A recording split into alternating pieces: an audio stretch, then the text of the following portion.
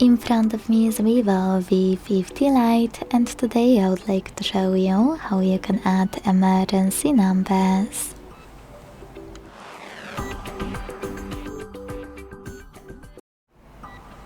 Begin by opening device's settings.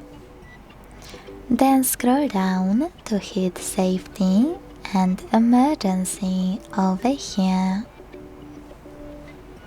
Now it's time to click on emergency contacts. Tap on add contact and click on the one you wish to add.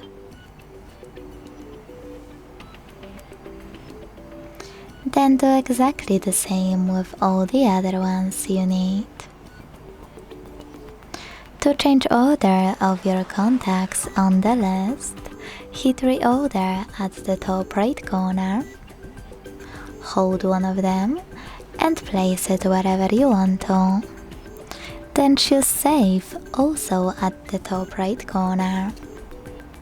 To get rid of any of those contacts from your list, use this X next to the one you wish to get rid of and confirm your choice in the pop-up.